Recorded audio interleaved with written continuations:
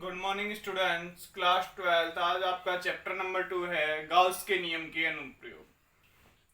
तो जो गाउस के नियम के अनुप्रयोग है उसमें हमारा फर्स्ट टॉपिक क्या आता है बेटा? विद्युत फ्लक्स। फर्स्टली क्या कह रहा है कि हमारा विद्युत फ्लक्स क्या होता है कि किसी विद्युत क्षेत्र में स्थित, क्या कह रहा है, किसी विद्युत क्षेत्र में स्थित किसी विद्युत क्षेत्र में स्थित किसी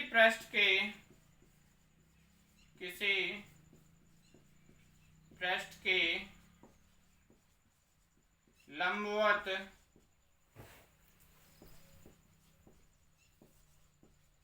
गुजरने वाली, लंबवत क्या गुजरेंगे बेटा? वैद्युत बल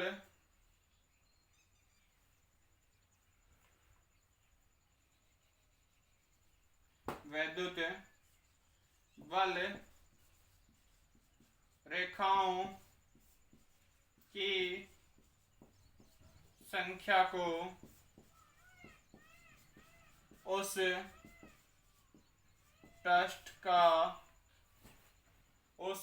पृष्ठ से संबद्ध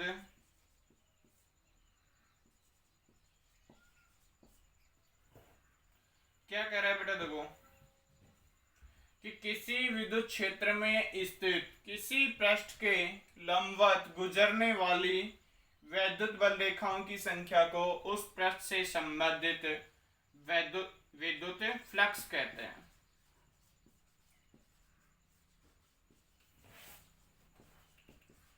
विद्युत फ्लक्स कहते हैं।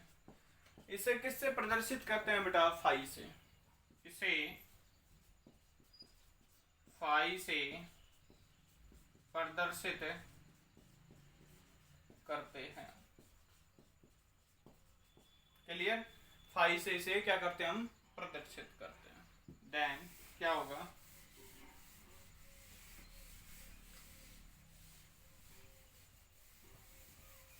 हम इसे फाई से प्रदर्शित कर रहे हैं। अब क्या कर रहे हैं? विद्युत फ्लक्स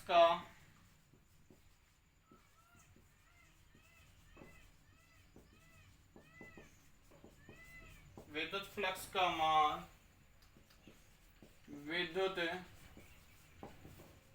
क्षेत्र की तीव्रता। क्या करा बेटा? हमारा विद्युत क्षेत्र की जो हमारी तीव्रता थी वो क्या थी? E vector. तथा जो हमारा फिर क्या करा है? तथा पृष्ठ का क्षेत्रफल अल्पांश। क्षेत्रफल अगर हम एस मानते हैं तो उसका अल्पांश क्या हो जाएगा? ds वेक्टर के आदिश गुणनफल के बराबर होती है। क्या कह रहा है बेटा? कि ये अदिश गुणनफल के बराबर होती है। तो जो हमारा क्या आ जाएगा? विद्युत फ्लक्स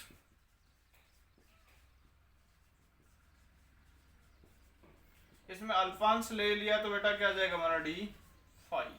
क्योंकि ये भी किसका निकल रहा है? हमारा जो विद्युत फ्लक्स निकल रहा है वो विद्युत फ्लक्स अल्पांश का ही उस एरिया का निकलेगा। तो क्या आ जाएगा हमारा? E vector dot D S vector. अब इसको करेंगे हम, क्या आ जाएगा? D phi is equal to E D S cos theta. जो कोस थीटा क्या है बेटा? ई और डी एस के मध्य जो कोण है वो क्या है? हमारा थीटा है। तो देखो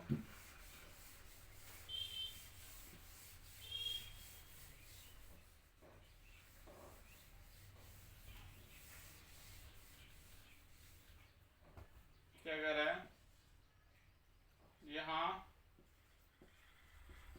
ये बेटा क्या है? थीटा है। थीटा ई व डी एस के मध्य कोण है।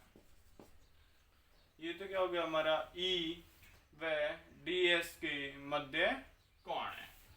तो E और DS के मध्य बेटा जब हमारा कोण होगा तो थीटा की वैल्यू एग्जाम्पल के तौर पे मान लीजिए 0 डिग्री हो गया, 90। अब डिपेंड करता है कि हमारा विद्युत फ्लक्स का मान कहाँ पर अधिक होता है, कहाँ पर न्यूनतम होता है। धनात्मक भी हो सकता है या ऋणात्मक भी हो सकता है। आगे कुछ कंडीशन आएंगी, उनके बारे में हम जानेंगे।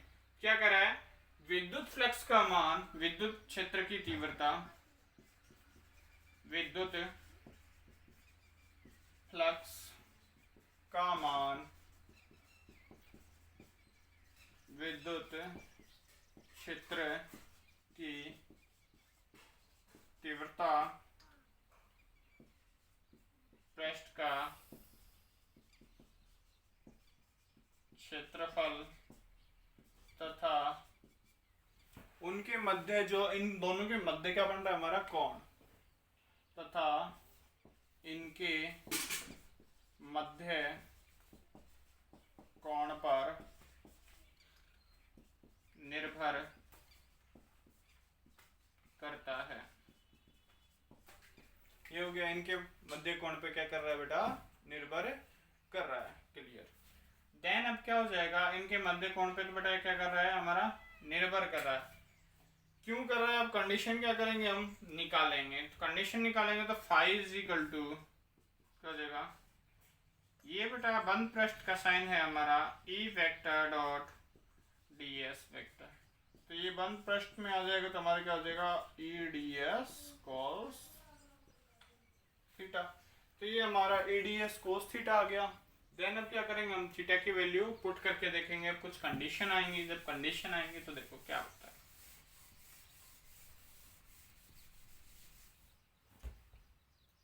कंडीशन नंबर फर्स्ट,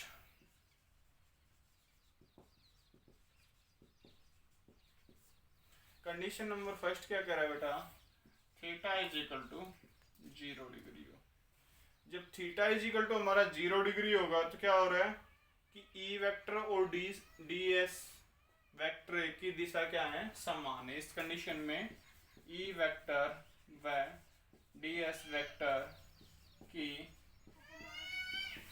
दिशा समान है। तो क्या हो जाएगा बेटा, phi is equal to vector EDS cos 0 degree. अब हमारा यही हो रहा है, cos 0 डिग्री। इस कंडीशन में हम इसको फाई में ना लेके हम डायरेक्टली क्या कर सकते हैं, डी फाई से निकाल देते हैं। D phi is equal to क्या होता है, EDS cos थीटा होता है। थीटा की जगह क्या कर देंगे, 0 डिग्री। वी नाउ दैट, हम जानते हैं कि cos 0 degree is equal to 1। इसका मान क्या हो गया हमारा, 1 हो गया। तो क्या हो गया, D phi is equal to EDS। ये हमारा कंडीशन नंबर फर्स्ट आ गई है हमारी। तो यहाँ पे क्या हो जाएगा बेटा हमारा, कि जो हमारा विद्युत फ्लक्स का मान है वो यहाँ पे सबसे अधिक होगा। विद्युत फ्लक्स का मान यहाँ पे क्या होगा, फाई का मान मैक्सिमम होगा।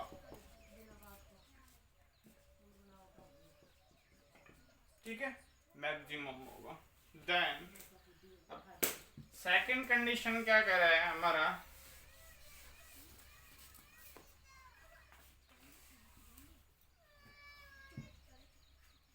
Theta is equal to 90 degree मान लें। E वेक्टर व DS वेक्टर की दिशा परस्पर लंबवत हो। जब परस्पर लंबवत होंगी क्या हो जाएगा, D phi is equal to EDS cos 90 degree. Then क्या हो जाएगा, cos 90 डिग्री का वैल्यू क्या होती है बेटा, 0। तो D phi is equal to क्या हो जाएगा आंसर, 0। तो इस स्थिति में जो हमारा विद्युत फ्लक्स का मान होगा वो बेटा क्या होगा, सबसे न्यूनतम हमारा क्या हो जाएगा, मान हो जाएगा। तो इस कंडीशन में क्या लिखेंगे हम, फाई का मान न्यूनतम होगा। ये हो जाएगा हमारा फाई का मान न्यूनतम होगा। देन अब क्या कर रहा है,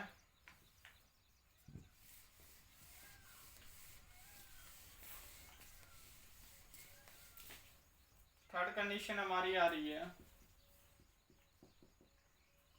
कि ई वेक्टर व ds वेक्टर ई वेक्टर व ds वेक्टर परस्पर लंबवत हो।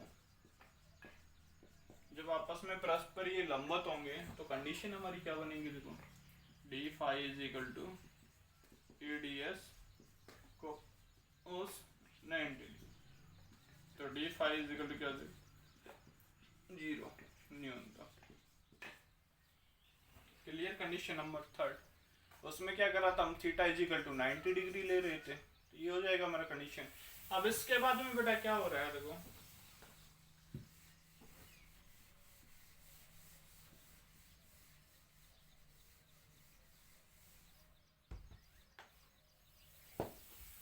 अब स्टार पॉइंट है, यदि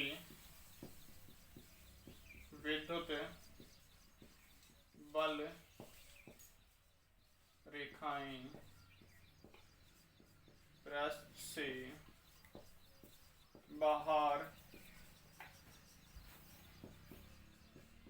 निकल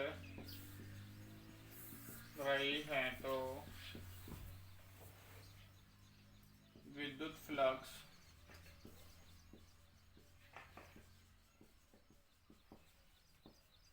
धनात्मक होगा। ये तो क्या करता है, यदि विद्युत बल रेखाएं पृष्ठ से बाहर की तरफ निकल रही है तो धनात्मक होगा। सेकंड कंडीशन क्या है कि पृष्ठ के अंदर की तरफ आएंगी तो उसमें क्या हो जाएगा, ऋणात्मक मान होगा। तो ये होगा तथा विद्युत बल रेखाएं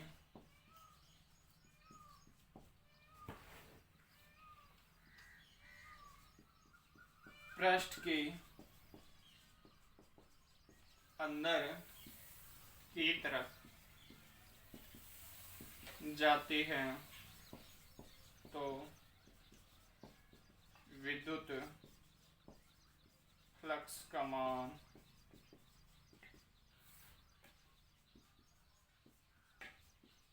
ऋणात्मक होगा।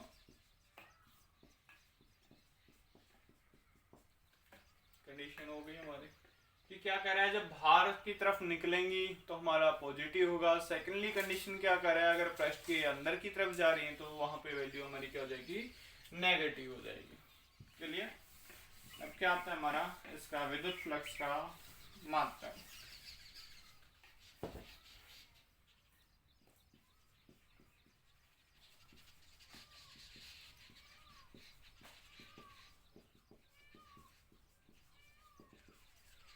तो बेटा हमारा जो विद्युत फ्लक्स का जो मात्रक होगा वो क्या होगा हमारा, देखो क्या होता है हमारा, D phi is equal to क्या होता है, ईडीएस होता है ना हमारा।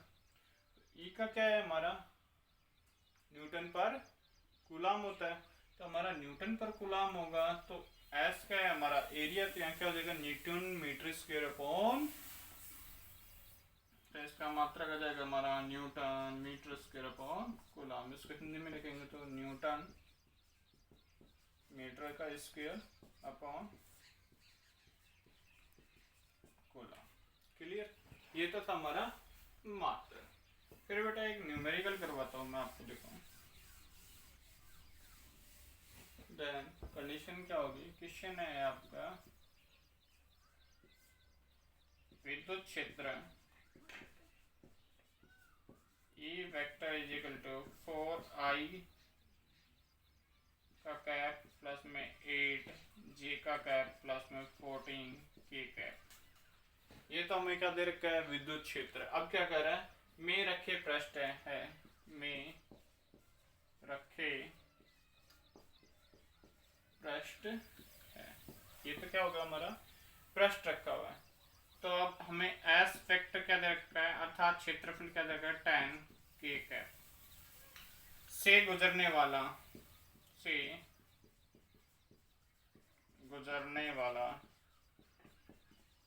विद्युत फ्लक्स होगा। क्या कह रहा है? विद्युत फ्लक्स होगा। तो कंडीशन क्या आ गई बेटा?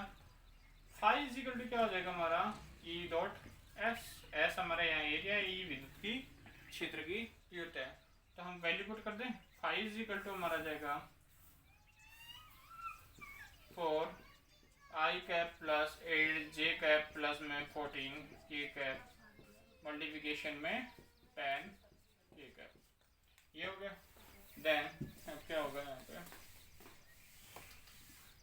जब हम इनको आपस में मल्टीप्लाई करते हैं तो बेटा क्या हो जाएगा? देखो करें एक एक से। 14 को इससे कर लेते हैं तो क्या हो जाएगा? 140 के कैप डॉट के कैप प्लस में 80, फिर 10 मल्टीप्लाई में 8 क्या आ जाएगा?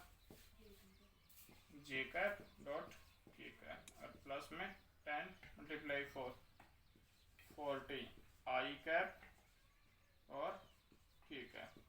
अगर किसी में इसमें कैप में अगर हम मल्टीप्लिकेशन करेंगे तो क्या होगा? अगर सेम के मल्टीप्लाई के कैप होगा तो इसकी वैल्यू 1 होती है, बाकी की 0 होती है। जे कैप डॉट जे कैप करेंगे तो 1 आएगा, आई कैप मल्टीप्लाई आई कैप करेंगे तो वैल्यू 1 आएगी। तो इसका फाई इज इक्वल टू हमारा आ जाएगा 140। फाई की क्या आ जाएगी? Newton metre square upon coulomb. ये है हमारा ये। और जो हमारा कंडीशन अब क्या कह रहा है कि यह जो हमारा विद्युत फ्लक्स है वो क्या होती है? कि अदिश राशि होती है। विद्युत फ्लक्स